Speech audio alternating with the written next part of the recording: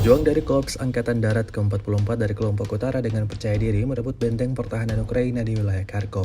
Rekamannya ramai beredar di media sosial Telegram pada Jumat 24 Januari 2025. Tampak dalam rekaman pasukan Rusia menembaki tempat pelindungan tentara Ukraina dari jarak yang sangat dekat.